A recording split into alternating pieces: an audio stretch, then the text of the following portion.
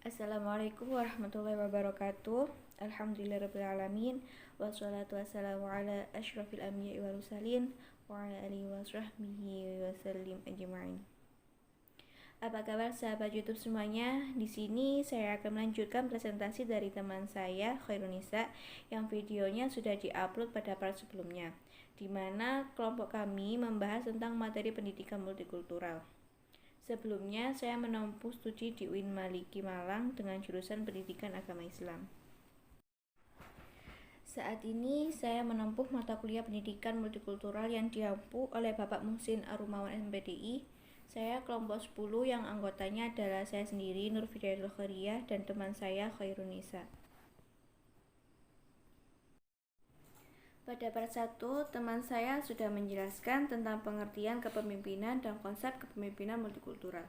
Di part kedua ini, saya akan melanjutkan penjelasan pada poin 3 dan 4, yaitu pengertian pendidikan multikultural dan peran kepemimpinan pendidikan yang berjiwa multikultural. Teman-teman, multikultural itu bisa kita lihat dari dua akar kata, yaitu multi dan kultural. Multi artinya banyak dan kultur artinya budaya. Dan jika digabung jadi satu, berarti artinya banyak budaya.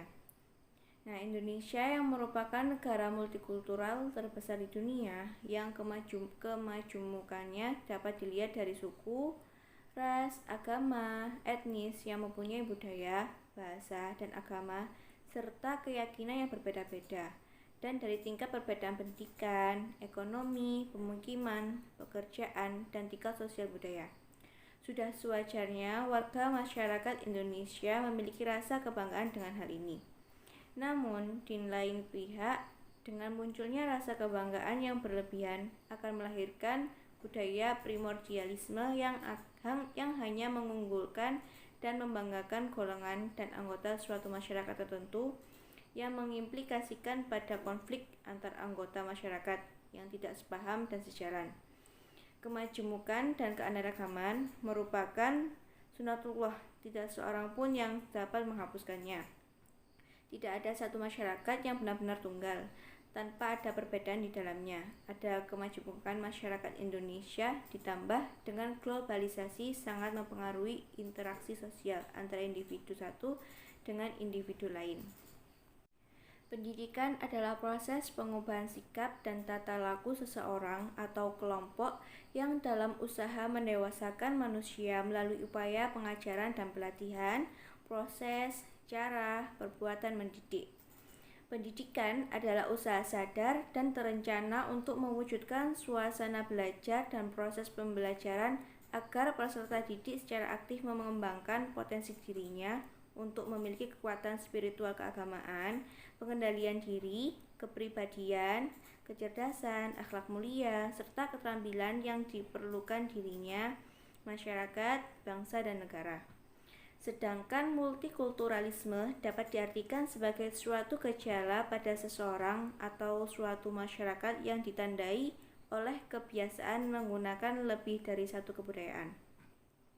Bila digeneralisasikan secara umum, maka pendidikan multikultural dapat diartikan sebagai suatu proses pengubahan sikap dan tata laku seseorang dalam kelompok sosial tertentu untuk mewujudkan suasana belajar dan proses pembelajaran secara aktif agar dapat berkembang secara spiritual keagamaan, pengendalian diri, kepribadian, kecerdasan, akhlak mulia, serta keterampilan yang diperlukan dirinya, masyarakat, bangsa, dan negara dengan pola pembiasaan hidup dalam suatu perbedaan agama, budaya, adat istiadat, suku bangsa, ras, dan sejenisnya, dan tidak mempermasalahkan adanya unsur perbedaan dimaksud yang bermuara pada pembiasaan hidup dengan menggunakan lebih dari satu unsur kebudayaan. Nah, pendidikan multikultural sejatinya merupakan pendidikan yang menjunjung tinggi persamaan hak dan martabat manusia. Berbagai bentuk tindakan diskriminasi yang didapatkan kelompok minoritas mendorong manusia untuk lebih gencar lagi melakukan tindakan perlawanan terhadap dominasi mayoritas. Salah satunya yaitu melalui pendidikan.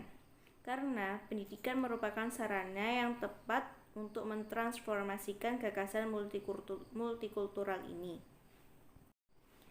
Dari uraian mengenai kepemimpinan pendidikan multikultural, dapat disimpulkan bahwa efektivitas kepemimpinan pendidikan multikultural dipengaruhi oleh ketepatan kombinasi antara gaya, tipologi, dan model kepemimpinan yang dikembangkan si pemimpin sehingga berhasil secara arif, efektif, dan produktif dalam mengatasi permasalahan yang dihadapi lingkungannya ataupun dalam mencapai tujuan yang diharapkan sekolah atau orang-orang yang dipimpinnya.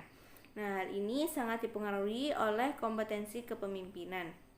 Nah, kunci untuk meningkatkan efektivitas kepemimpinan adalah keberanian untuk hidup berdasarkan visi yang kuat.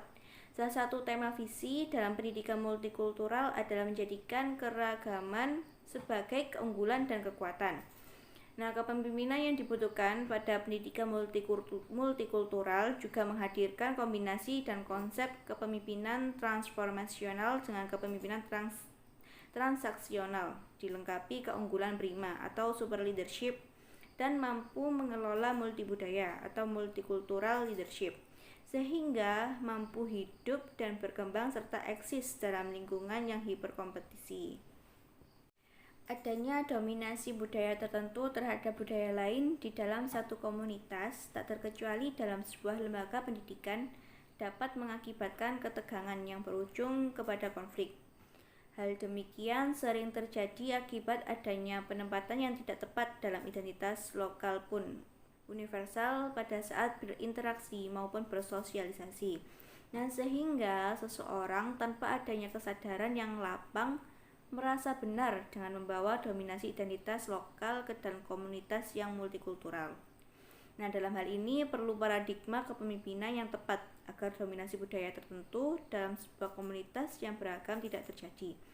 Nah, pada kasus kepemimpinan yang bersifat hierarkis, otokratis menuju kepemimpinan yang berbasis kemitraan bersama dalam naungan kepemimpinan pendidikan dengan paradigma multikultural. Kepemimpinan hierarkis, otokratis seringkali diwarnai oleh sikap dan perilaku pemaksaan kehendak dan pragmatis yang menyebabkan terbelenggunya sikap inovatif dan kreatif bawahan.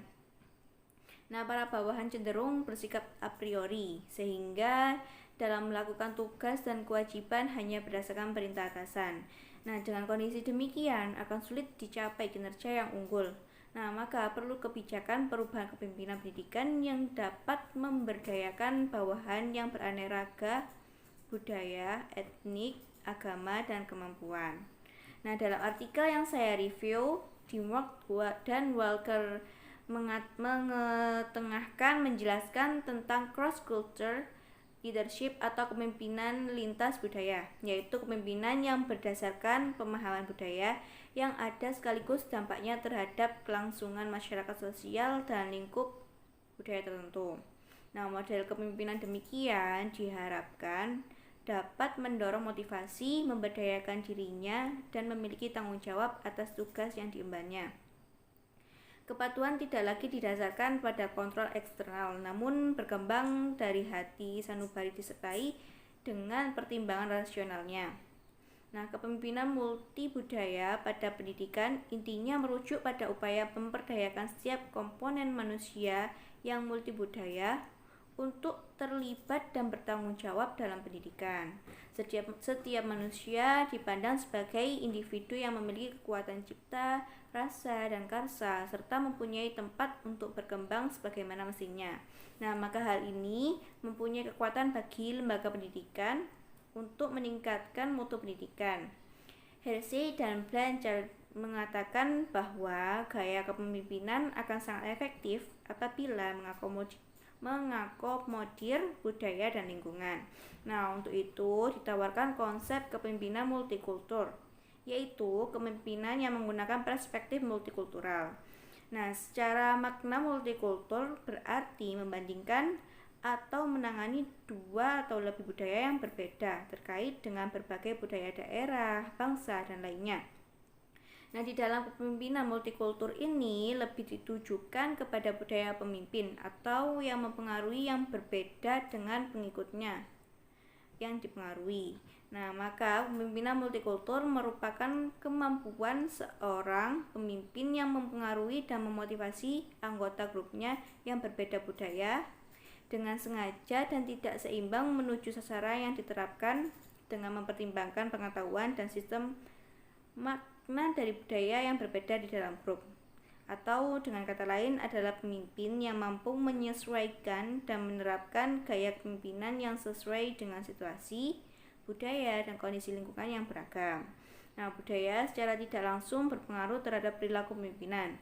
Nah, hal itu dikemukakan oleh Bowditch dan Buono dengan alasan bahwa sikap dan perilaku seseorang dipengaruhi oleh nilai-nilai yang dipegangnya, dan nilai-nilai itu dipengaruhi oleh budaya dan lingkungan sosial. Nah, seorang pemimpin dalam menjalankan kepemimpinannya perlu menyadari bahwa setiap individu, walaupun berada dalam satu unit kerja yang sama, namun tetap memiliki nilai-nilai yang berbeda antara satu dengan yang lainnya.